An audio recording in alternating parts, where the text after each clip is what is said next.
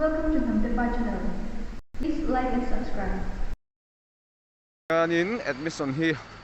July ni so pakhat thleng kha online in an honga hi asha chiang du chaman on sot ula link kalo thunang chu karon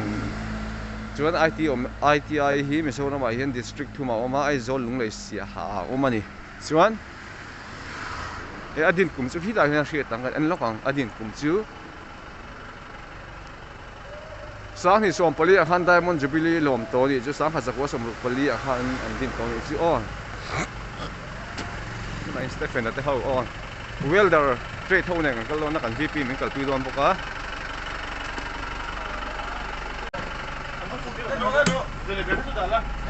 driver na ma mi khal do in fur to yan e sara ni allan hi du bak lawa la thawo odomos ka rong kengo sten sai mu them một túi khổng mà driver mo hay đó là lộn driver thì cái sao na cần tây thâu hi bằng ăn riết kho mà khơi lại phút là cái cắt tạt địa bằng tính chỉnh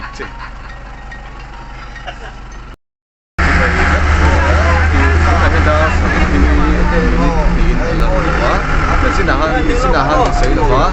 thì khối huy đi sập đi còn nhớ sửa lại đi industrial visit nó welder plumber thôi mình tên đó so hey welder last year moya no moya welding na vera team na vera bangin ambit na mahal sumna niya tunain hey sara bemega sar mazawa bianga so heta tluanga oma heta hian ka sei do na hin ka thei mangaya oma ta chu suat da ho hi makani mo ki da heta in Stefana ni zanan chau thawa an ni hi lasa an mu a lasa ri khawon ni heta the sa hi chu har theyang chuan kuyania hi ro hati kal kha zu vlog khamo chuan heta ro tua heta Joshua chuan heta piana oma chuan chu heta mi hi moya anilo moya tro moya khu I welder last year ania nom sam lo wangin sai ha an instructor phone anga hole dan le dan ha tu do ani chuan kan vice principal te le ke mani trade ni sang te ni kal pe heta pu David ania heta te ka chuan sai ha la wo ti a chong e do ani chuan in cái viên cây của cái bao quanh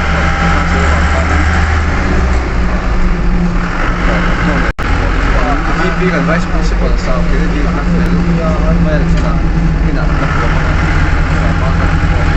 là số là asal Filipina dia cuan udah kan kalau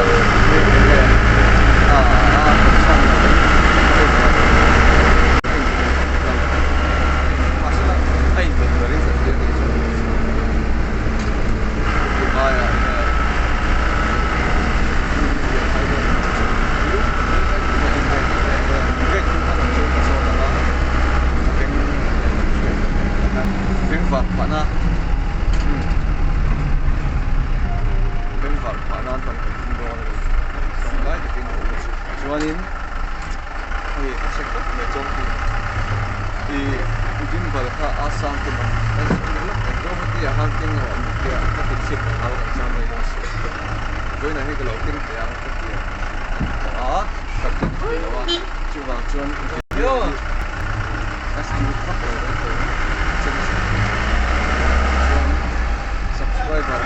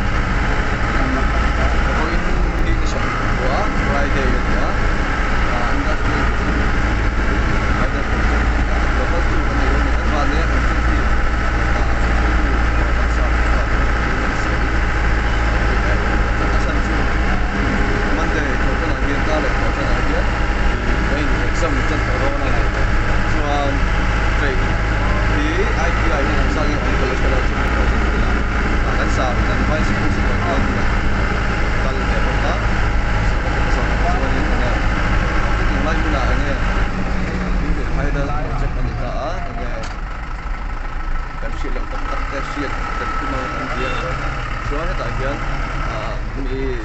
tung te an te ki tung te ya hi chuan ku de ku ta nia he to ma hian hei chu kan mu khâu toang in lo ani chu tluang a kha gawati ka sin pui ka hiam ka kha nia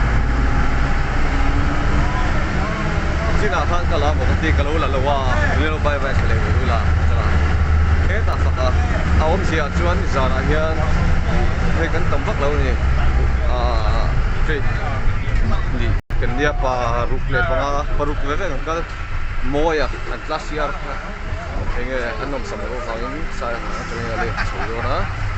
so lama son hei ni zana ria kho class office an ria ka Joshua po an ei tu mai mai ne chuan ne sa nga hania Vante nè. vante an dia puya nia anu son do run chu hello do ron nia nei ki pa chu ni nei ki an ni ne ma chuan Quan ring the home sir. Quan level job of chuan in bual kuya chon ei do na hak do lo ni chuan sel ngai lai au mali chu sel lo san chu ni ru hai de ani no so ri real chu lian chuan ma ro sel lui po lian chu mani sel chu kan sel la bujang yuna kan kala tu sel ai kun te nei ma ro ele what ka ka chu ko tam so chuan anga so la nge te so na khang ni na mi ke ku ra ngai la chu chu na kan fi ko ri so da asan chu ale la pa chuan kal lo ania ma ro sin ni na ka ye ta lo lo kal ka sa ka an tin kan mo chuan kan ani na ka ka ka kan chu ko ren ko lai ye na ku ka ye ni ka chi ka ra su si kal lo mai ha kan tin do ma ro si kuna kan kal ko ye ka ku ka ko ka ka ka dia chuan kala kan ku ra chu ka ka ko ko ya chuan no ni me ma ku ko je kala jadi ada apa kurang di sana apa kalau kurang jadi kita jual sebenarnya di công业茶该是工厂工厂完了它就是工业这个工厂的你说工业是可以对如果能这样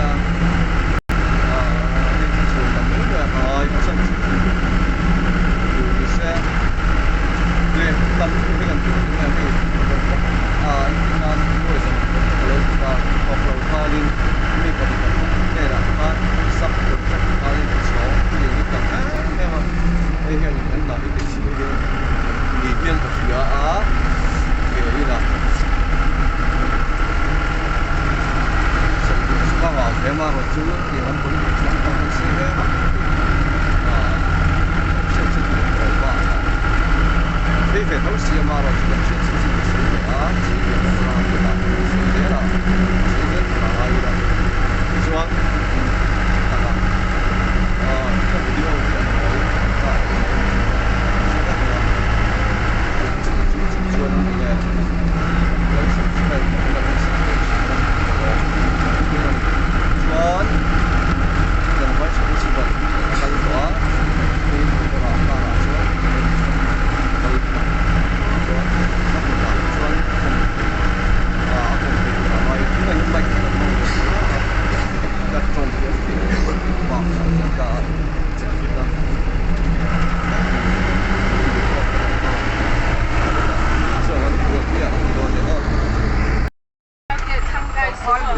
Ape nga khan kalau mu thua kolasi patang khan tu na hian chem phai hey bang dai kheng kan om dai kheng khang su nia kong hi a tha ka rin a in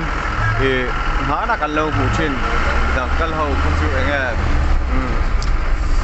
lo vek khan enge black pink pon ne lo chun RCC vek kan ya lo black pink pa ga chun ti sia hi a hian a chhe le to ring ti ang hai kan la le o chuan sai rang lampang vela hanin video khan kala thawa sar chak te ka chei ma se ka endon le an chin ni chin khanin a fi vak lawa I mai ka man khanin mai khianin man chak la tu ni chu I ka tong mai ba ka nge motor hi ai lawa ke hai so tai chi hai o hai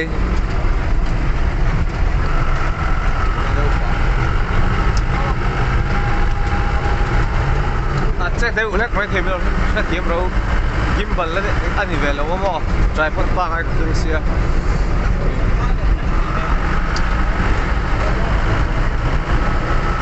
selfie làm bằng phê cái chuan in phía lâu cái phone cái chia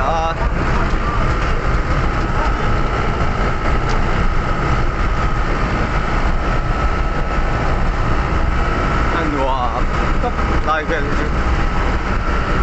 anh lâu LZ varte le tuve kho suy suy là chân LZ varte kha lấy fit sorry LZ varte anh lâu cyclist lấy là puro tanga chicken point anh lâu Bangladesh Myanmar Mizoram India India cycle in khal theng ba kha headline hi tan seng mai ka fia ama kha ege khangai sanga chuan ama pho hian ka channel la hian channel hi subscribe ba a comment ko om le don ka lo hop mai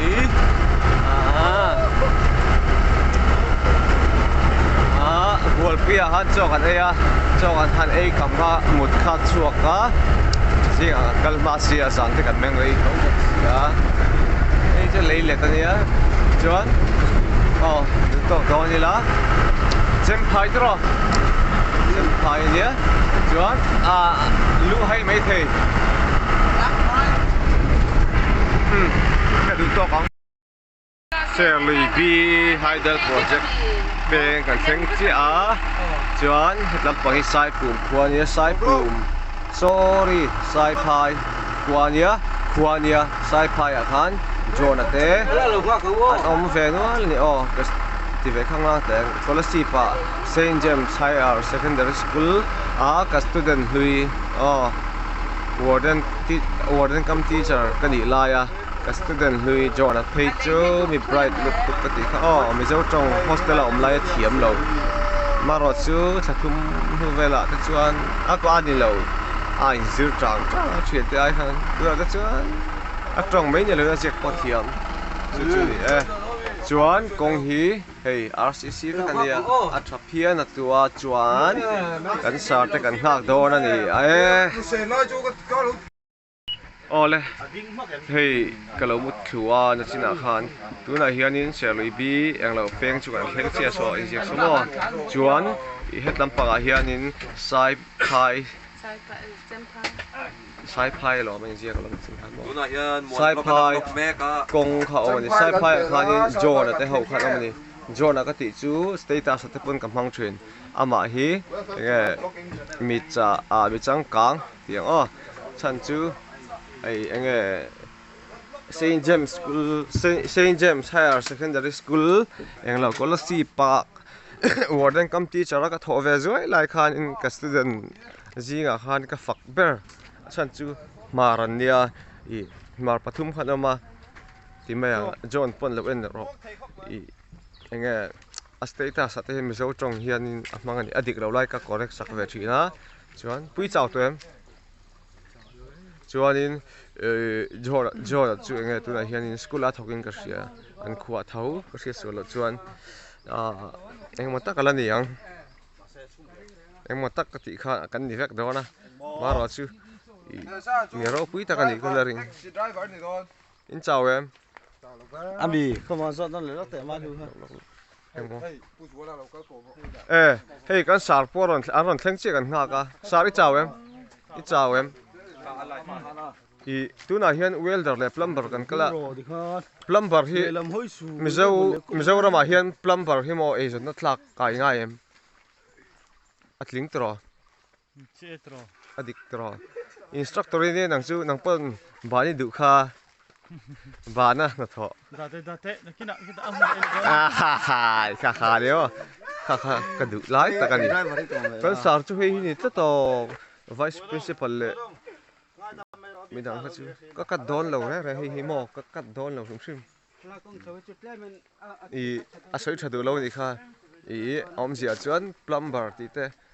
cái in soi lo con nghe tụi mà khán steno lại có pat hi ITI hen cả lâu deal về to à cái tiếng lâu à ta chuan à chú tỷ lại chuan plumber te welder te cả ngay sang lâu này chú ông gì chuan sarkar na lũ về kher kha cả tum về chi na sarkar na te kan lũ về ta cái tia mà rõ chứ kum ten upa cái plumber à hian cái asian da hậu sắc đã tham mà ông anh i ril ru nei tan phei chuan mo chuan tun kan sar ngai chona sei ni i kan lu tir khanin enge engtinge ti kha o i ka na te hi chol mei a eng lo tho te ka du ni atia ni ama chi instructor hi Mizoram hian a om to ni chu mo chuan hei hi kan vice principal sar Kennedy a motor ania nakina a hmun kan thlen huna ama komna ta chu kan nei don ni a i plumber ni kumami kan senior mi i albata kha ta kha patna a kala Bengaluru a kal le achumi hnuwa kha ta hantling se chu khi ta sang haya kal thei tur kha ni khatiang kha ni mo i mizo hian ina kan ril su khle kan mindset hi kan thlak ve ngai ni sarkar na kher hi lo tur tiang ki government ITI aizol ainti wow mai chuan welder ta pon yang chu kha i englo tuipui di ami kham tuipui di ami sap nupi nei pa kha po kha anupi kha welder ani sap rama te chuan plumber te welder te tiang an thal tu sarkar na thok lo vek khi an ni hey akal don chi a chuan kan phei don ni so ta som sar su la kha omani dal sa zo la mangai cái ngam tak tak na melo kha thiam don ni i kan han u manga a huna ka thiam manga ngin zo la te ka zot ve don kan sar chu i ITI hand trade engza nge om ti te kan zo tang a chuan fitter hi om le dona fitter chu rail aron kal to boka i rail kal phei chuan in enge rail ko ha chuan fitter hi poimo me mani chu kum thara chuan ti dona chuan en tu zinga te po i enge dam te ka om chuan zan ina hian ka upload man chuan upload man rang ko tu manga san chu i ni ikwani ani somthum pakhat thleng nak tu le thleng chau i chu sunday ni le nga adik lo re ni ka soi sual nge masala thum khat thleng khan ti siam thum khat thleng kha admission a thei online in i a thei interview vel kha chu a hun tur te a ron sei le don ti na ni chu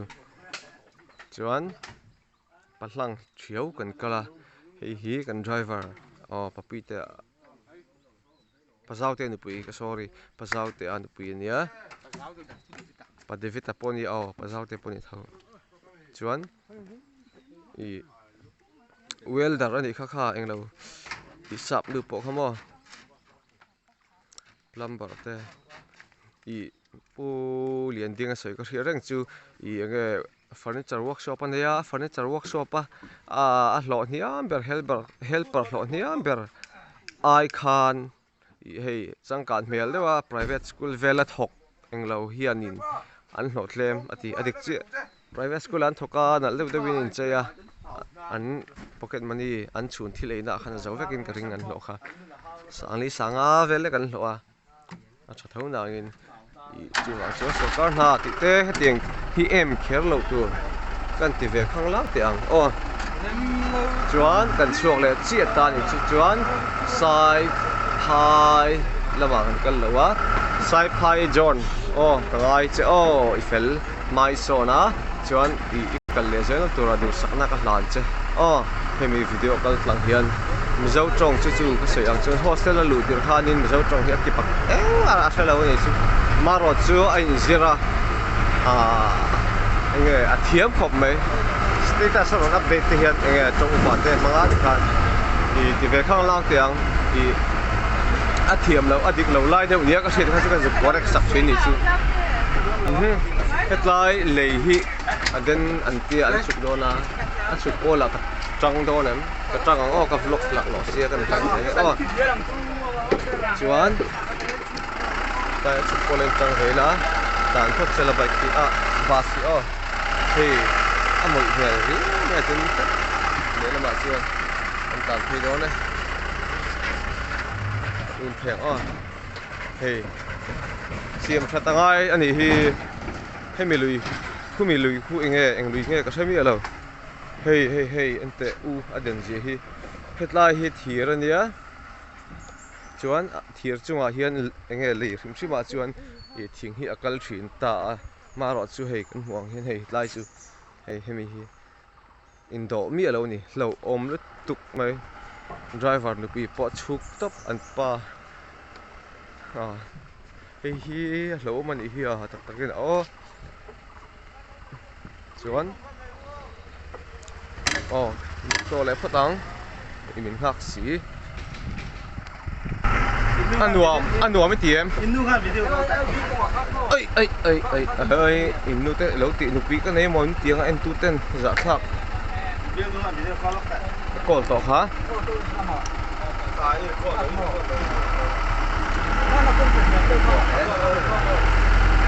kan chou do he kong hi chetran ta he tla yen pe ko ma se lui bi I tourist lot lampang se lui bi lo lampang tourist lot lama kan kal ati ka we he den na sin Okay, tin ro ma.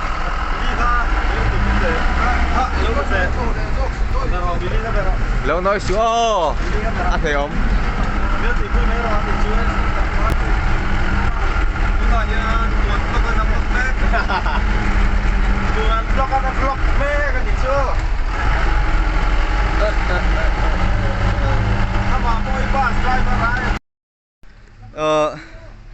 i suy về là khá là oma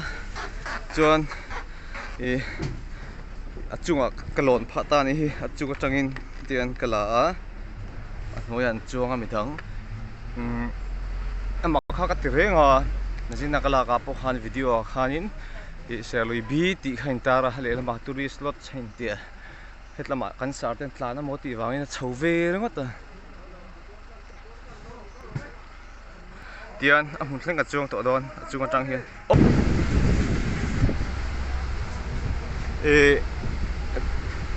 cái lẩu khách du lịch về là khách du lịch khoa tới khách chế xia, xe lùi cái cần ní tụi là khôi chia thì cái lẩu khop á, du lịch chế lẩu rất là hay, tiếng lại về chứ mau tầm khop mày, mau lệ nghe cú tầm mình cú va tầm khop mày, du lịch tourist lot span chế nó khá asian ý, bác cái chú hay bác ngài phiền con, chỉ là phim thủ lôi á, anh ấy tắc á. Nghe mình lâu cố rèn bốc xia ZPM hi anh chín nila anh thật lâu chuan phải thạc lại hắn nhỉ chuan Sarkar MNF Sarkar te Congress Sarkar te cùng xóm chuông về về ha anh em lâu to mà sao là anh xem chín chú anh xia to lâu tur thỉnh lang làm bọc anh tuyên là ôm anh ipon anh anh sẽ cắt ZPM mình lâu tin ipon apoi cái tiền em đâu về sân chứ ôi lại mau hi sang đến tắt có đến được đến cùng hi được rồi cần cùng ngó cái trong hi phía anh em lệ cả lâu à video hi thủy lúc cho nên anh ông làm akal thầy về xia rồi anh tiran motovlog pakhat hei na chin mi kan englo khamo hetlai a hian hei I tourist lot chen tia se lui bi en tireng sia sir tourist lots lama kha na kal khama kha ka ti deuh renga tourist lots o lots atang khanin I enge tui khuwa kha alo lang puawanga alo lang engte ka tiang alo cham duaya nga tiang tu la jong kalo ngai ma se lo alo ni lo wa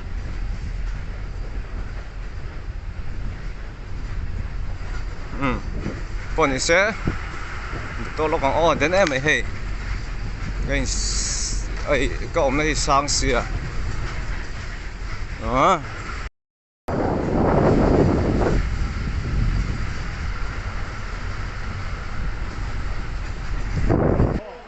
hey hian melo ti buaya ei enge motor dan na ge tan heng chu hey se lui bi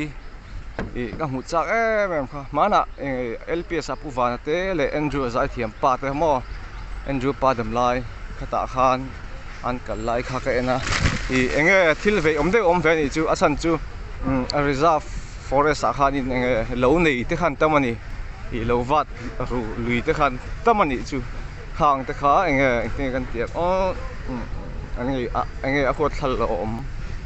I chuan kan thei hila kal do na ka pa ka zot na wa I headline ser lui an khuap do na in son lo kha I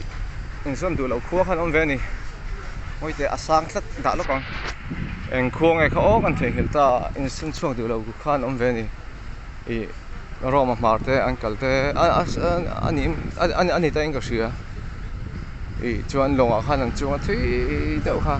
chuan enge Hola Island ti ami tiang te kha oma I video shooting na chuan a that topa a mun hi maro chu ai alui kha thui sia I enge speedboat chak deuh te nei se ni tin hian in enge duty hian in vil sela tianga lo nei ru te kha chu sem mei sela an nei ru ngam lo na tur khan ei ka ve nga chunga lok o le ka ro le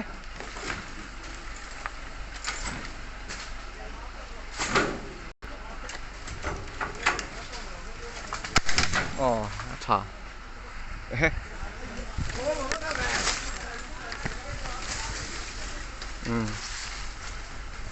ning kha ka thei hil bok tlang ka ti do na dik kem ka chi alo bok tlang kha chu hi ta I van le phai bula han om bok si ning kha eng mon chu ni I comment na lama melo ri ro ka siat reng lo na hi that o zo ka ti ve khang na tak takina I sahatun mana khanin enge pufana khana tlona khan kala sia rang chu tian lui khan an kala ni chu I abo ta kha chak lo ni saprama kan mu thin ang te chu mang se chu tian ni khata khanin awa thleng zar zar thei don a amaro chu ka ti anga bot chakhan nei si lawa I ni khata po han thleng man lo ni I ni khata ti me ka sia so lo chuan a thui ve ema a kong kha long kha chak si lawa chuan ai enge tian hi tlai kong hi lui ni ta sila en tiana tlai vel kha I ram ngo vek tur kha maro chu ram ngo ni lo khanin enge sahaman te le lo ne la vat bu te po nam he tlai te hi lo mani hi sahan man nge ni ani lo tu amau tu eng khor ni hi chuan bridge kan thleng lai don lei he tiang hi Bailey Bridge an ting ka sia eng lo leng pui si hui eng lo apon kha I an siam zo achima anu an siam zo trep to I selling ami eng khoi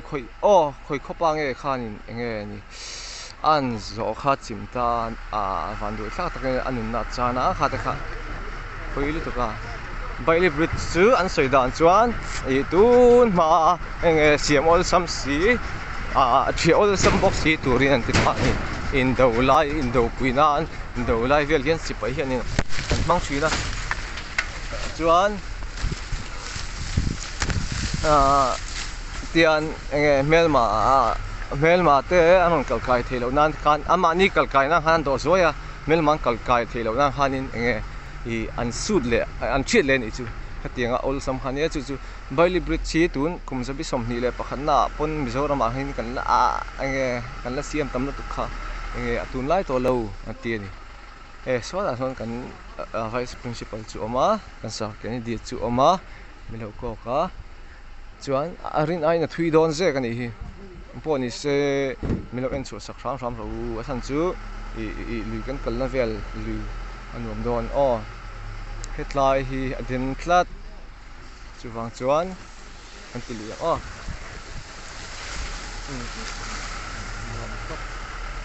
kan sa chu nia kan sa ni fel te ni i ngaman na en takin atira chuan mo sa vice principal ni ti ka hel asan chu tam ta ki chuan lamu hei lai pump house hei kan theng ta electric siam na an tui an kho chan chu enge electric mo ma se kan lein to de chung lo ani chu 3 x 4 megawatt MSRB ASHP here ngai lam ka hello power house ni power house ni hi pu van khana fan na ka en to boka chuan ta he kan chuk do na nga I enge atlang khu chu lui hani to karing dan me me chuan po ni sila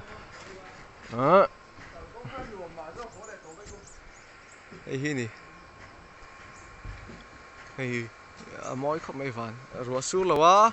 kho dur lo boka nuam khop me an chuk ta dam me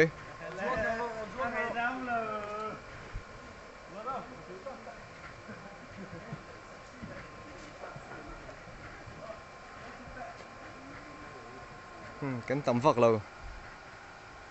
hei hi industrial visit adik tak ani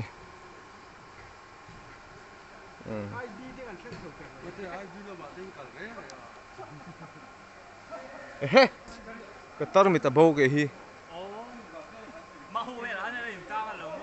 achunga katar mit kha kabun lawa chuan I mau eng lo vel kha ka sunna sia tla ko ka ui hle mai du to phatang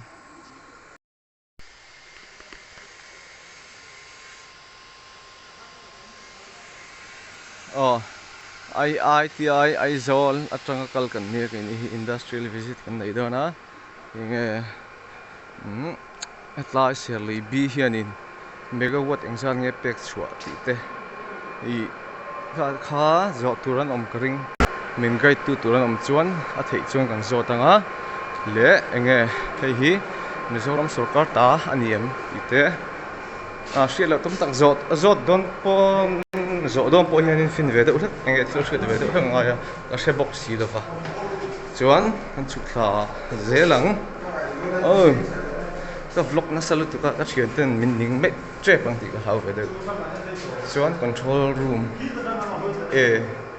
ania tiang an hoi bera kan chu ka nga chuan an hoi train a chu na ma tuna room vela han an li do ni chu le hei hi hoi ber chu ni hi en china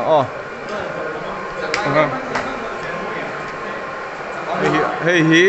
Shelly B Hydel project an hoi ber chu ani ta hei tai te hian tui te dia thuk me hi an ni dan tu reng ani em ko helo ani karing chi lo chuan mo chuan min gai tu tur enge thil han zo tur o mang kha an om lo ke ma ni lang kan sar te hawi kan kal top pa he tla hi panel board ani he panel board an tia ko shit ga chuan kan suenga chuan hi metarani ya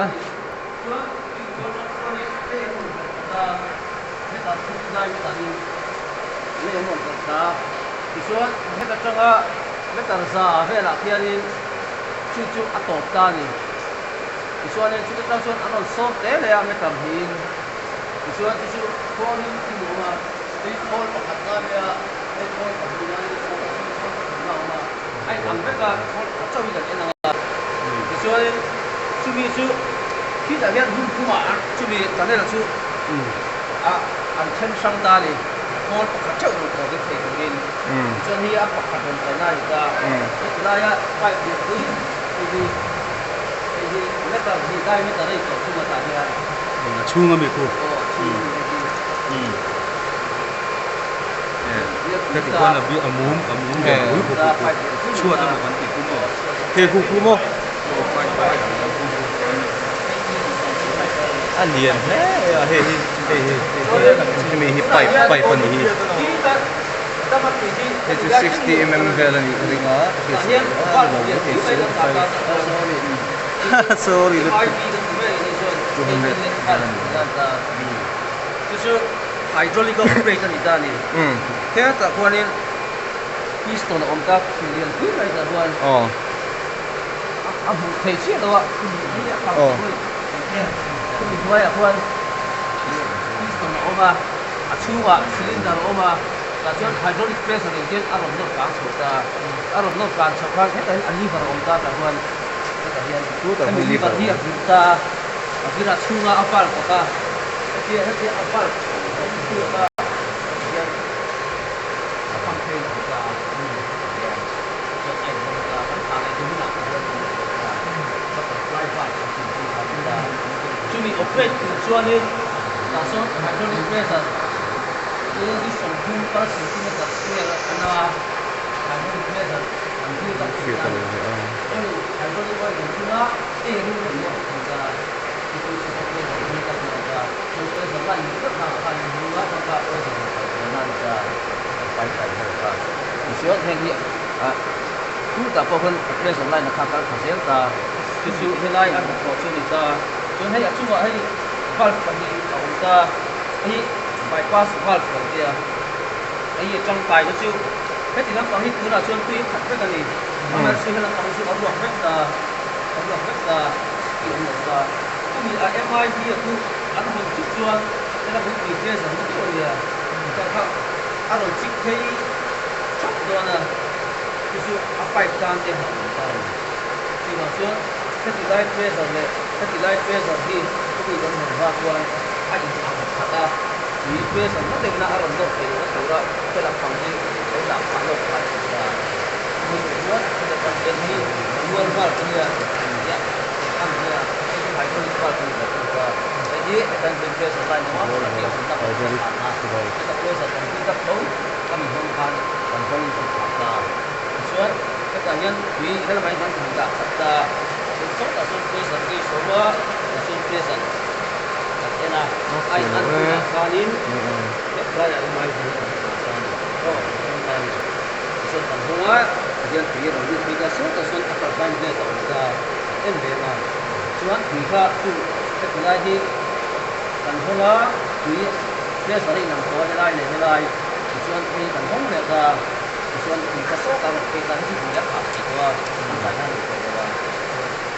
số cả xuân kia là không thay đổi này bên vào sạc này rồi cái con chụp đấy thì chỉ là phải cả số cả anh huệ xuân anh không cần phải xếp ta hiện đi spiral casing anh tia biar deu pup hianin awam le ta ni chuanin hemi chunga hemi buai hian atar bain ve da chu da tuina su kho tak tak tu da chu chuan tui kha heta hi lai thing hi ron thing to a set tar bain blade su kho vir tak tak turin tain valve pakhat kan la le ta ni speed control la turin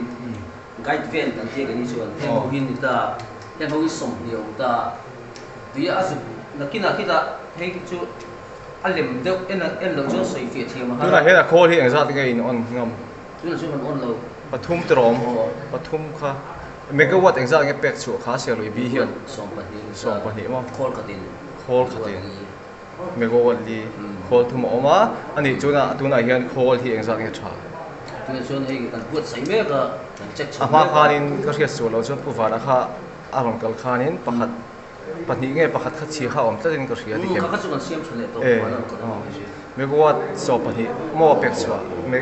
khol pakhat kha enge khol kha ning kha ka pu carbine kha pathum om ta tro carbine pakhat kha nin megawatt li a pe chu ka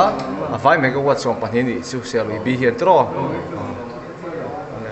kan chho thei mi chu heta hianin tui aron khat vek to kan ti kha chuan update tak tak chu la su kho bir ta lawa kemi kan hon zaw le kan hon zim hia update azu kho nat le azu kho so kha anam lam ta ni chuan hemi kan hon zaw vial chuan tui lut ne manga tarbai na su kho na nga bir sak don chuan tui lut le vial chuan tan pai a su ko vir a kha a soi don hi chu ma chuan a speed kan control la a speed chuan he khol hi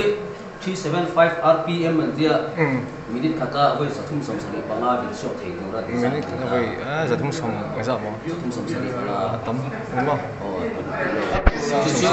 chu tiang anga vir thei tung chuan he hi khi lama in chunga khian a hun na le a khak na um ta he kan in chu ina kan na chu ma khian chu governor kan dia governor chu ta tang suanin an hongin thi ta ni kan chong ta ni ta tiang che khan ta po hian chi an le chuar mai ta cooling ta sa cooling system chu hey cooling system ni chu pa man ta ni hey panel board ani mo an nei lian hle mai so hle mai panel board chu dia a chu ma su ko a su daya tidak juga ya tidak mau nak yang kan sok ta tidak sok ta so ya kita satelit macam ta cooling system ta ini pagi ta kod pakhat kan dia pakhat sian avem ta mase hi sudah ka sumni bali tamna bali ta cho cho tan sok chi ra ni ta mati kan ta na tangin sok le ta a khol zo ka hi da ka sumni bali kan tan bu bang kan chi na zo kan ta ko hi cooling system ta ati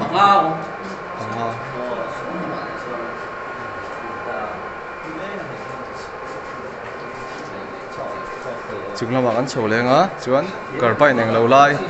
ý chúng làm trong sáng đâu trong anh thấy khá ổn tất nhiên cái gì ha đừng bảo tha không này ý mình cái tu nằm đó lâu một cái tiền là ổn rất là khá cần đừng có phá sọc song mấy mà họ chú cái tìm mấy Brahmaputra anh ấy lâu sorry Gujarat ta khá nên ý xe lùi BI hiện à tùy ha anh khua khá liền lâu này megawatt ka exact effect so ka cái ni selui bi tui ko lian luk tuk hianin megawatt som pani chawa pe chuaka tam lo khok mai chu su cameraman kan ko hi a power siam so na tak a generator chu ni ta ni hela pang hi stator winding an dia so da son rotor winding ko ta chu avak ni to de ola so chil tang ina en lo vai hu chian thelo ta so ta rotor azok sonin magnet pole electromagnet om ta ni chu electromagnet ta chu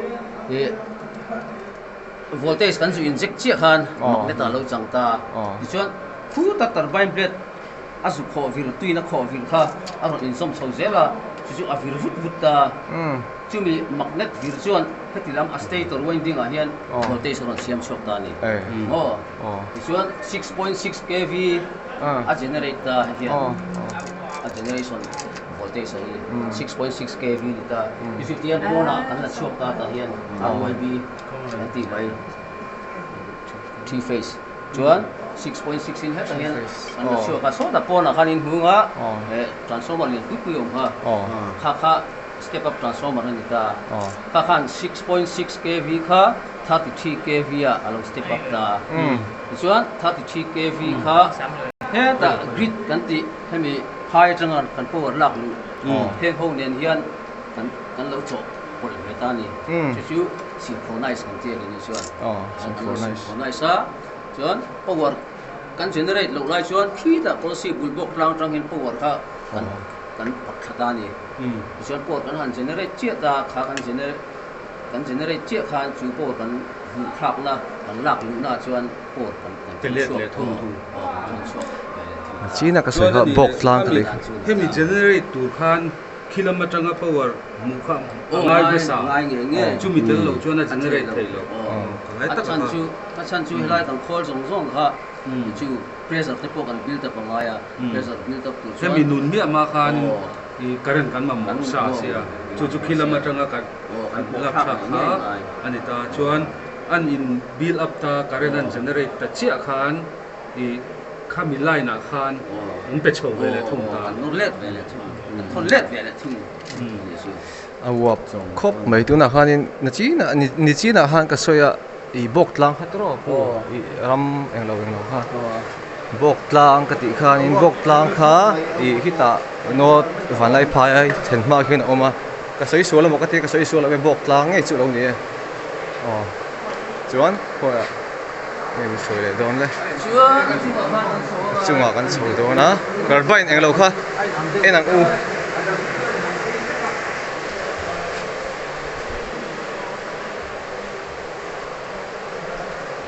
lo tu in ngài em dễ mà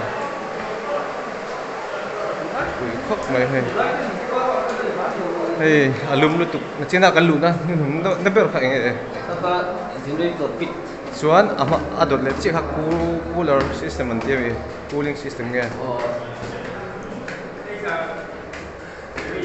noi ber kha chu alum ve ni kha dara ho la li kita kan yang lawa ente mai ti kita kan pura mo oh awen ding ho kha lum re ngai ta oh ani lo jan insulation hey hey le he so ni so kan hu thin so carbine khan ta tro carbine hi a khoi ber i carbine hi pathum hi a om ta tro a thavek em hei a thavek tu na e tu pam chuak hei vek tro ti chu megawatt chong pani tu na he pemek don tin ani mo helai te hi hei hi chho he me nia nia ka hian hei carbine kan ti chu nia hei hian megawatt li theu a pe a megawatt li theu a pe ta ni carbine pakhat hian ni megawatt li ni chu megawatt som pani le ka ni chu tam lo khop mai a tui kholen ang huin hei chung lampang chu mo hei ti hen an ni top group photo kan han nei lo ka nge a leng kayang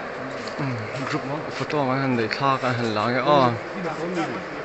hei ral tv tanga kan lo hu sin thring kha a hmuna ngai tian thank to a vlog stop usom hei enge hei akut chuna mi hi air ventilation kan tia air ventilation mo achung lampang hi underground nan effect to wang hianin e pon lampo ro kha kan ma mo thin ta chuan khi ta hian apa ma om ta motor chu chuanin a pon lampo ro aron hip ta chuan pon lampo ro kin hoi ate kan mang thin ta chuan khi ta hian exhaust fan om le ta hi hi ho khi hian kan exhaust ve le ta chunga chunga bo ro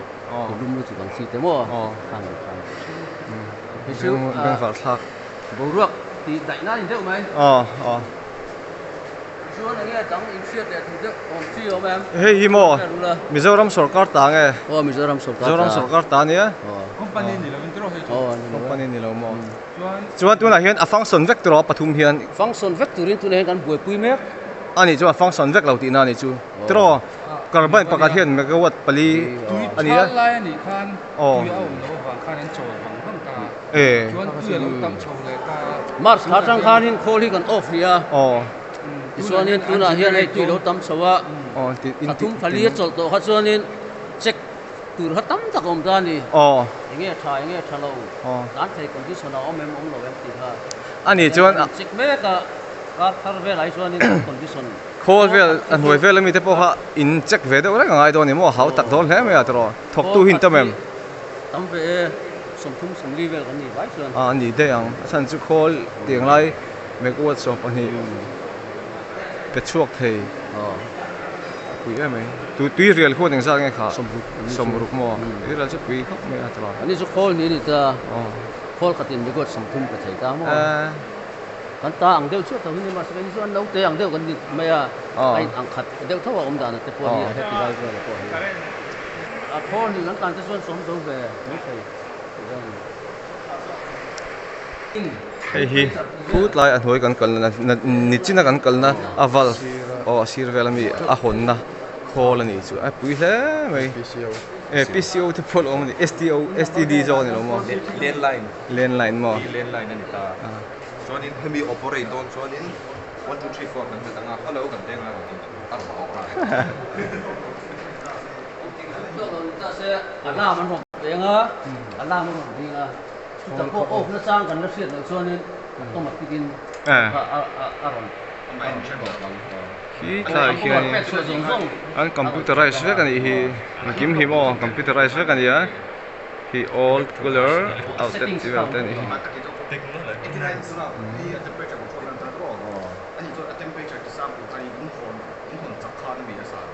lo ve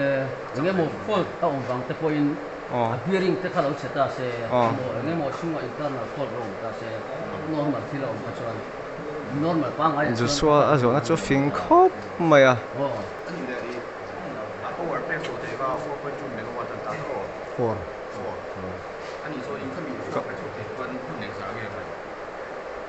eng tia hun ta ka chu ang ve lam ni te so khan vel di ba ni som su khan for carbon khat khan so ni chumi chu ni le in on tho ta ani le ni khata hen eng za ve lam nge asiam so na da ka kan san chu san sa mo on rei da ka ni ba da ka som ti kan san chuan da ka som ti ba chu ka por cha sa ni à ka san chu chu por pe ani chuanin tan po anung lo ti reng amo por pe su lo ti reng kha am si ju ko la han ha me mi ta ani nang man hi in 24/7 am duty in duty sok sa sak ta มีสมทุมจวงอนม dei si te na si te mo ta mo la chu na ro ta la chuan chu na min wang ho ya nai chu sum le ta ko la ar sa nau lo ka chuan 24/7 ta se ar sa nau อันนี้ตุยฮีอมเลียนจัดจัดตาเสียจูคาร์บอนค่ะปฐุมคานฟังก์ชันจัดจัดเหตุผลที่นั่นนี่มั้ง pi yo pa se mo อ๋อตุยอมจัดจัดเสียตลอด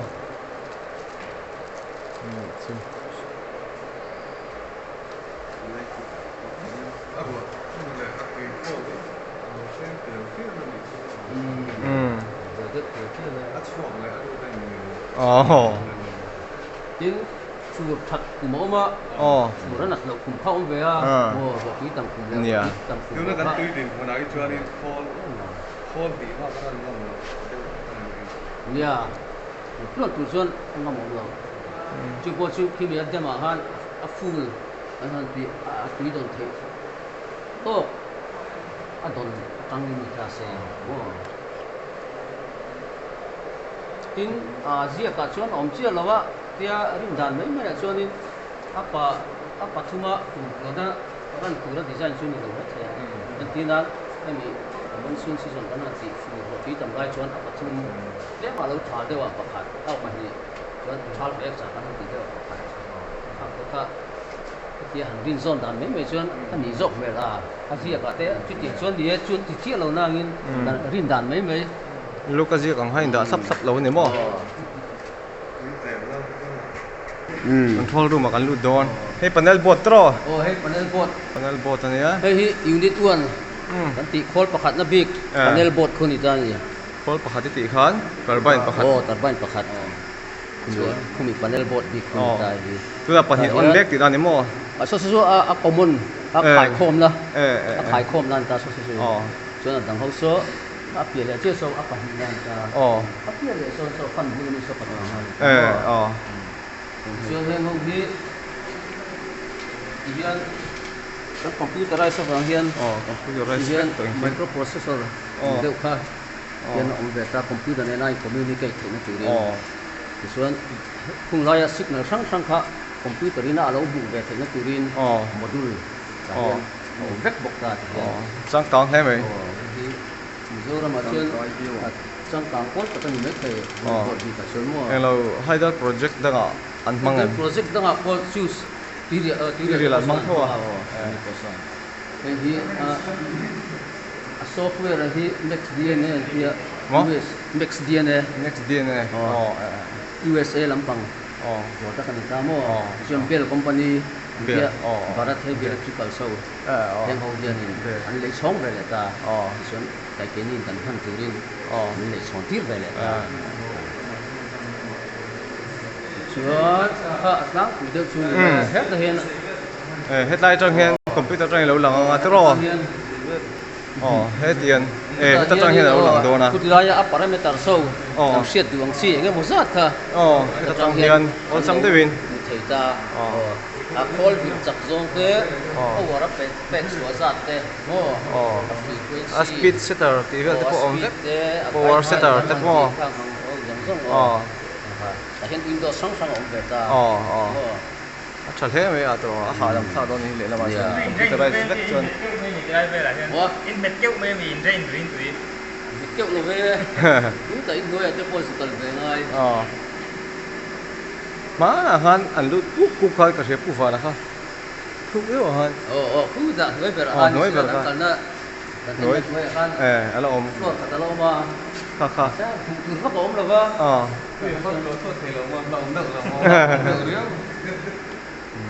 an beng va